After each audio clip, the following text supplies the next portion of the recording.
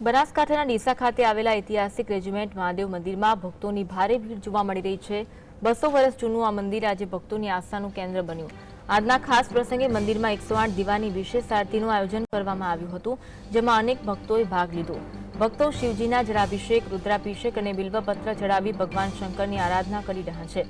મંદિરને ફૂલો અને દીવાઓથી શણગારવામાં આવ્યું છે અને શિવલિંગને આભૂષણોનો દિવ્ય શણગાર કરવામાં આવ્યો છે। હિન્દુ સમયનું આ મંદિર છે। 108 દીવાની આરતીમાં અનેક ભક્તો ઉમટી પડ્યા છે। આજે શ્રાવણ મહિનાનો ચોથો અને અંતિમ સોમવાર છે।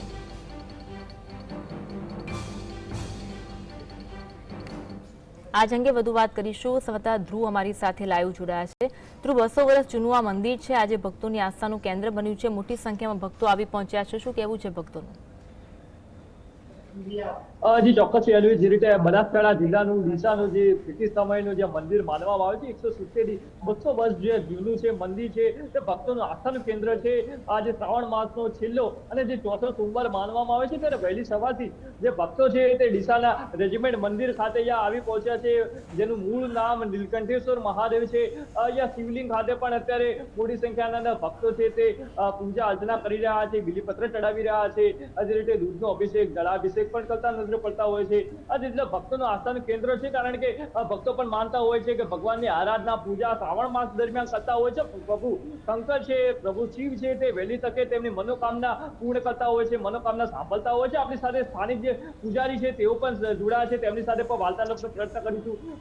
જે રીતે ખાસ કરીને આજે શ્રાવણ માસનો મહિમા છે, પૂજારીજી જણાવશો જે રીતે આજે શ્રાવણ માસ છે અને જે ભક્તોની આસ્થાનું કેન્દ્ર શા માટે મંદિર માને છે? આ મંદિર ખૂબ જ ઐતિહાસિક છે। પ્રાચીન અંગ્રેજોનું જે ડીસા કેમ્પ છે, એટલે બ્રિટિશ ગવર્મેન્ટના લશ્કર હતા, એમાં જે હિન્દુ સૈનિકો હતા એમના દ્વારા સ્થાપિત થયેલું આ શિવલિંગ છે। ખૂબ જ પ્રાચીન મંદિર છે। ડીસાના જે 4 ઐતિહાસિક મંદિરમાંનું આ એક મંદિર છે।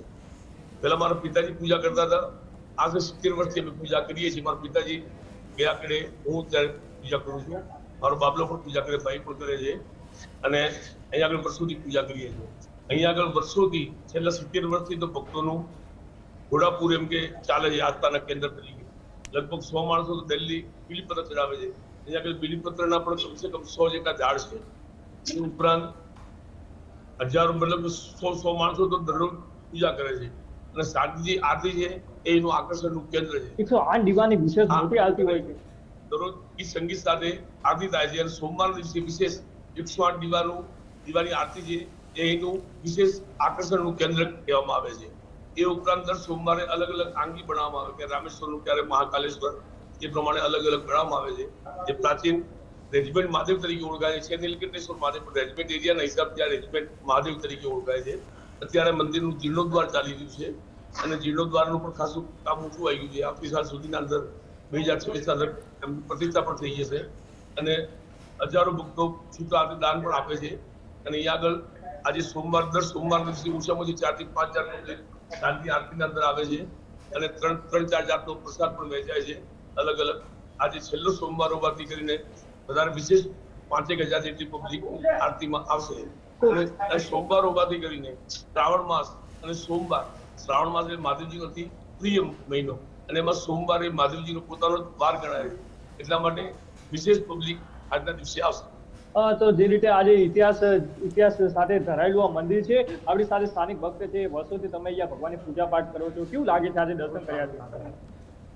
અમે આવીએ છીએ, બહુ સારું છે, આનંદપૂર્વક મજા આવે। બીજા અન્ય ભક્ત પણ જોડાયા છે, ખાસ કરીને આજે ભગવાન શંકરના તમે દર્શન કર્યા છે શ્રાવણ માસે, કેવું લાગે છે?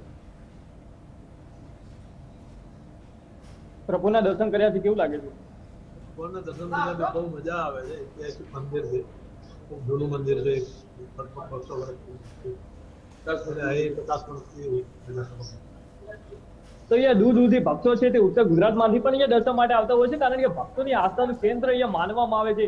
રેજિમેન્ટ મંદિર છે ડીસાનું, જે રીતે વિવિધ વિસ્તારોના અંદર મંદિરો આવતા હોય છે। જોકે આ 200 વર્ષ જૂનું જે ઐતિહાસિક મંદિર છે તે એક આસ્થાનું કેન્દ્ર છે।